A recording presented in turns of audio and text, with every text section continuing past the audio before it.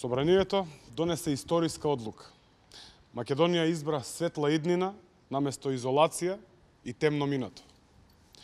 Патот кон полноправно членство во Европската Унија и НАТО е отворен, а најголема заслуга за тоа имаат граѓаните.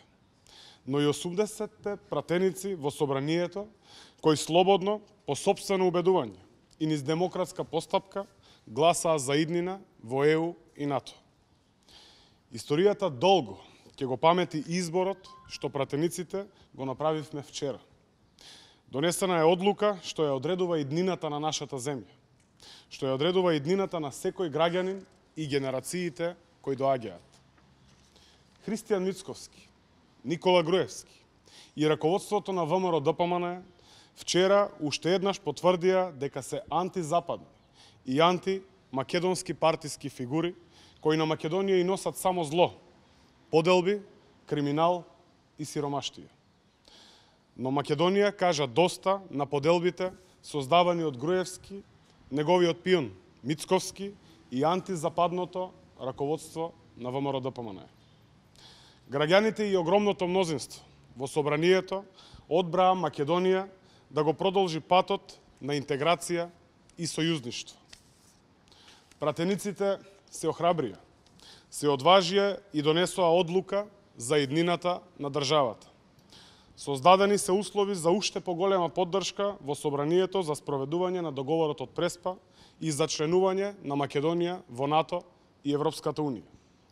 Сега Македонија е уште повеќе подготвена за нејзина просперитетна европска иднина, за која сите ние се бориме и сонуваме цели 27 години.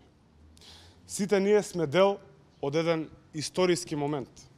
Тој историски момент не повикува на обединување.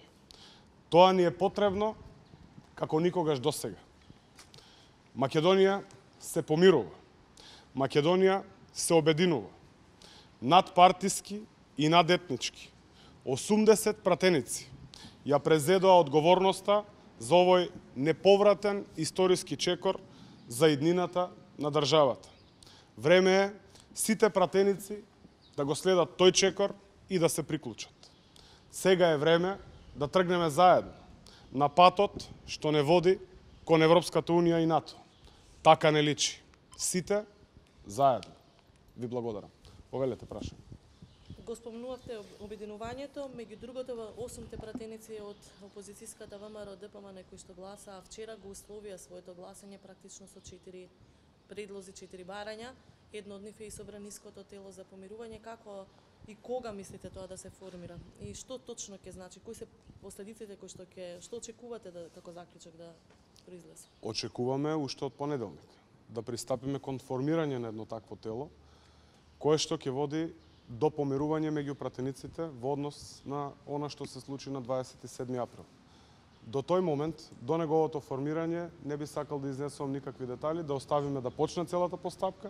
Како ќе се одвиваат ситуациите, така навремено сите ќе бидете информирани. Повелете други прашања?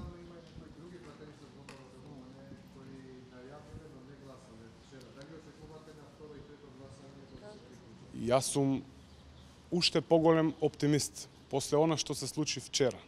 После она надминување на личните и надпартиските интереси, верувам дека како ќе го движиме процесот, бројката на пратеници кои што ќе дадат поддршка на еднината на нашата држава ќе се зголемува. И обратно, бидејќи таму има одредени амандмани практично кои што ги имаат поставено овие 8 пратеници, кои се гаранциите дека Грција би ги прифатила таквите амандмани? Зборувам во однос на идентитетот, во однос на одложената примена на името, бидејќи сепак се работи за договор кој што треба и Грција. Прашањето е осетливо. Ние, како одговорни политичари, како одговорни пратеници, процесот го почнав, го отворивме. Останува да дискутираме за секоја една точка која што води во функција на зачувување, на зајакнување на идентитетот. Апсолутно ќе разговараме, ќе дебатираме, ќе разговараме и со грчката страна, се со цел да донесеме нешто што е здраво, а и прифатливо за двете страни.